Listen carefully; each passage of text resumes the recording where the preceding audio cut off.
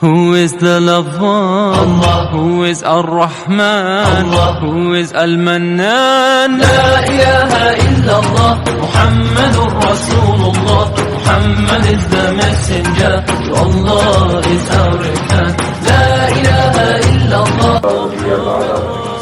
أما بعد فقد قال النبي صلى الله عليه وسلم من سب نبيا من الأنبياء فقد قتل ومن سب صحابي فقد جلد أو كما قال رسول الله صلى الله عليه وسلم اللهم صل على محمد وعلى آل محمد كما صليت على إبراهيم وعلى آل إبراهيم إنك حميد مجيد اللهم بارك على محمد وعلى آل محمد كما باركت على إبراهيم وعلى آل إبراهيم إنك حميد مجيد.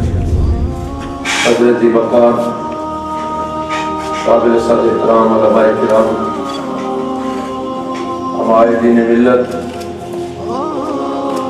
آج کا یہ پروگرام ان 6 نکات کے حوالے سے منعقد ہے. آپ حضرات بخوبی جانتے ہیں رحمت عالم صلی اللہ علیہ وسلم کا ارشاد گرامی جو میں نے ابھی آپ حضرات کے سامنے پڑھا. آقا ارشاد فرماتے ہیں من سب نبیا من الانبیاء فقد قتل. جو آدمی کسی بھی نبی کی شان میں گستاخی کرے اسے قتل کر دیا جائے.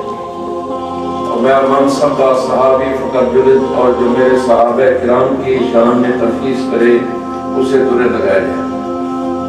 میرے محترم دوستو،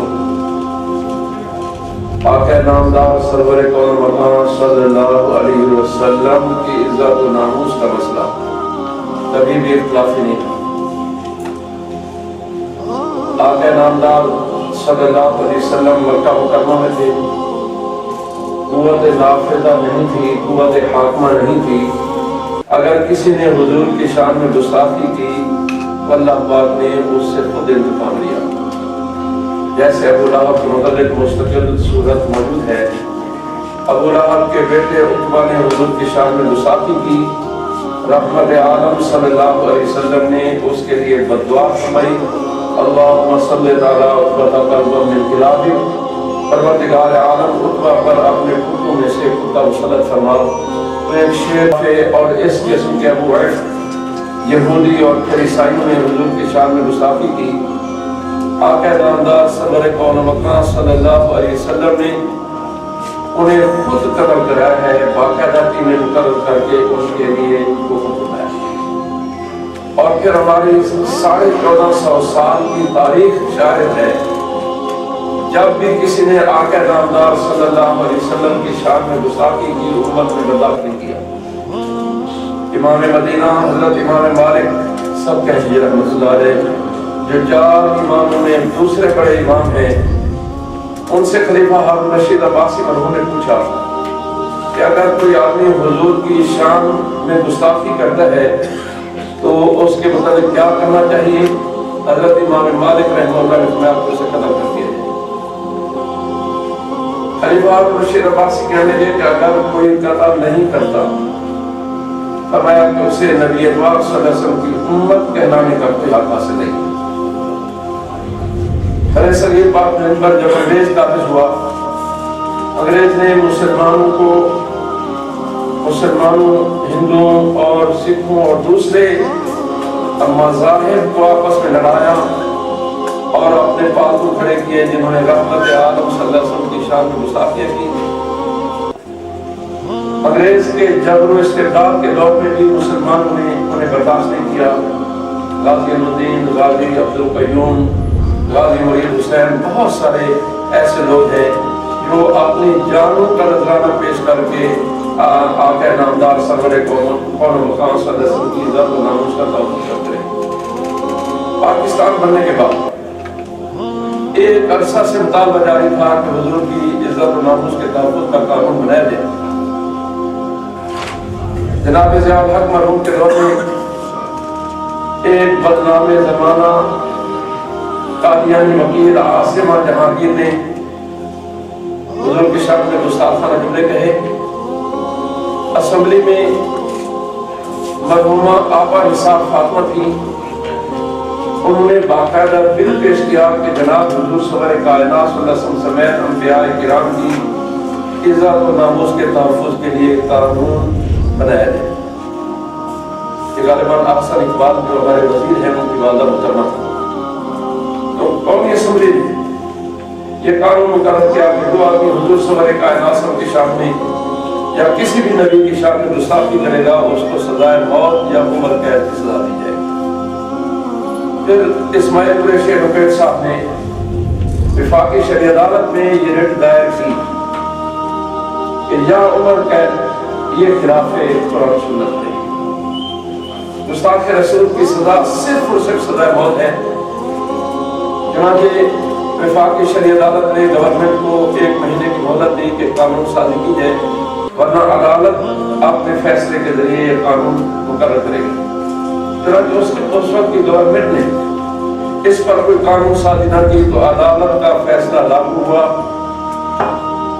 جب سے یہ فیصلہ ہوا ہے اس وقت سے لے کر آج تک امریکہ، برطانیہ، یورپ اور ان کے زلاخار، ان کے پیسے پر پڑنے والی NGOs اور ان سے آشیرواد حاصل کرنے والے لوگ وقتاً فوقتاً اس قانون کے خلاف ناکوشی کرتے رہتے ہیں۔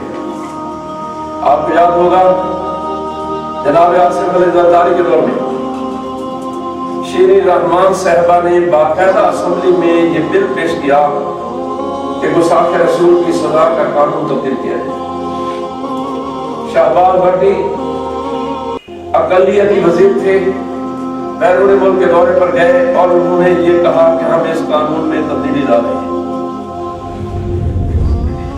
شیخ کبرا کی ایک ملونہ آسیہ نے رحمت عالم صلی اللہ علیہ وسلم کی شان میں گستاخی کی،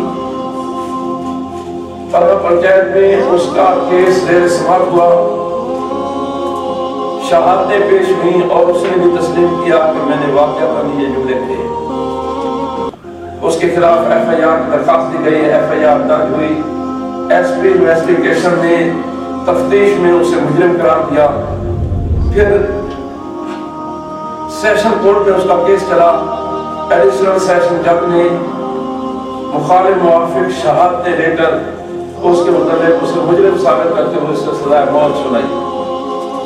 ابھی ہائی کورٹ میں اپیل کا مرحلہ باقی تھا اور ہائی کورٹ کے بعد سپریم کورٹ ہے، پھر صدر مملکت ہے۔ ہمارے سابق گورنر جناب سلمان تاثیر، دیکھیے اس کے والد محترم جو تھے MD تاثیر، محمد بن تاثیر، MD تاثیر وہ تھا جب غازی علم الدین شہید رحمہ اللہ کی میت لاہور میں آئی ہے تو اس کے لیے 4 پئی MD تاثیر صاحب نے مہیا کی اور بیٹا گستاخ رسول کی طرفداری کرتے ہوئے کہتا ہے کہ میں زرداری صاحب کو کہہ کر آپ کی سزا معاف کروں گا۔ تو ان حالات میں عالمی مجلس تحفظ ختم نبوت میں گزشتہ دور میں اسلام آباد کے ایک ہوٹل میں آپ پارٹیز کانفرنس منعقد کی، اس میں مظاہرے، ریلیاں، جلسے، جلوس نکالنے کے فیصلے ہوئے اور الحمدللہ پورے ملک میں تمام مسالے کو مکاتب فکر، دینی و سیاسی جماعتوں کے رہنماؤں نے ناموس رسالت کے تحفظ کے لیے یکجان ہو کر یہ مطالبہ کیا کہ حضور کی ناموس کے قانون کو نہ چھیڑا جائے۔ چنانچہ 2 بڑی ریلیاں ہوئیں، ایک ریلی لاہور میں، اس میں یقیناً آپ میں سے بہت سارے حضرات شریک ہوں گے، میں اس میں شریک تھا، اور ایک ریلی اس سے پہلے کراچی میں ہوئی جو تقریباً 2.5 میل کے ایریا میں تھی۔ اس میں میں شریک نہیں ہوا، لیکن اخبارات کے ذریعے، ریڈیو ٹی وی وغیرہ کے ذریعے جو سامنے صورتحال آئی اس میں بھی دیوبندی، بریلوی، اہل حدیث، شیعہ، سنی سارے حضرات تھے اور حضرت مولانا فضل الرحمان صاحب کے دائیں طرف جناب سید منور اسد تھے اور بائیں طرف علامہ ساجد میر تھے۔ اس طرح سارے حضرات کی موجودگی میں وہاں مولانا نے جو تقریر کی، میں صرف ایک جملہ دہرانا چاہتا ہوں۔ مولانا میں نے آصف علی زرداری صاحب سے کہا کہ آپ اس قانون کو کیوں تبدیل کرنا چاہتے ہیں؟ تو تو زرداری صاحب نے کہا کہ میں بہت بال سے وعدہ کر کے آیا ہوں کہ ہم نے اس قانون کو تبدیل کرنا ہے۔ تو مولانا ایک دن پہلے میرے سے آئے، مولانا نے فرمایا کہ اگر آپ بہت بال سے وعدہ کر کے آئے تو میں بھی گنبد خضرا سے، گنبد خضرا پر رحمت عالم صلی اللہ علیہ وسلم سے وعدہ کر کے آیا ہوں کہ آقا آپ کی عزت و ناموس کے تحفظ کے لیے اپنی جانیں قربان کریں گے، اپنی عزت، آبرو، مال، اولاد سب کچھ قربان کر دیں گے، لیکن آپ کی ناموس کے قانون کو کسی کو نہیں چھیڑ دیں گے۔ چنانچہ اس وقت وزیر قانون جناب بابر آوان صاحب نے 36 صفحات کی اسمبلی لکھی اور جناب سید یوسف رضا گیلانی نے بحیثیت وزیر اعظم اس پر دستخط کیے۔ وہ ریکارڈ کا حصہ ہے، آپ حضرات نے بھی دیکھے ہو کہ ہم نے بھی لاکھوں سے شیئر کیا اور کتابی شکل میں بھی شیئر کیا۔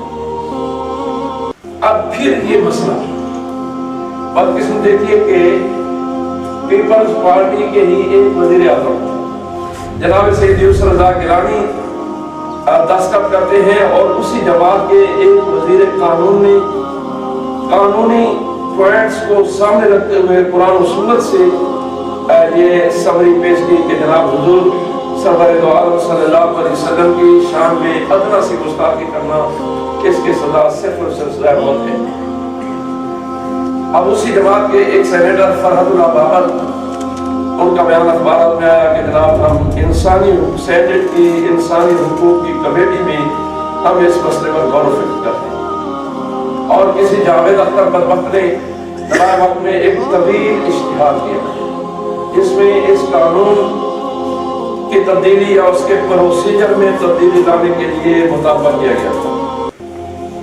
اور دوسرا مسئلہ یہ ہوا کہ قائد اعظم یونیورسٹی اسلام آباد سے مولانا فزکس کا ایک شعبہ ہے جو آج سے 35 سال پہلے ایک سائنسدان ڈاکٹر ریاض الدین نے قائم کیا تھا۔ میاں محمد نواز شریف نے عہدے کا نتاؤ اور اس شعبے کو ایک معروف قادیانی سائنسدان ڈاکٹر عبدالسلام کے نام عنوان کیا۔ ڈاکٹر عبدالسلام وہ ہے جس نے 1974 میں یہ کہہ کر پاکستان چھوڑ دیا تھا کہ میں ایسی لعنتی سرزمین پر نہیں رہنا چاہتا جہاں ہمیں کافر قرار دیا گیا۔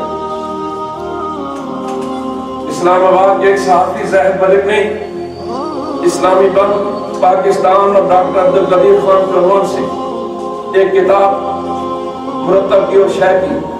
اس میں واقعہ لکھا ہے کہ پاکستان کے ایک سابق وزیر خارجہ صاحبزادہ یعقوب علی خان سی آئی اے کے ہیڈ کوارٹر میں گئے۔ سی آئی اے کے جنرل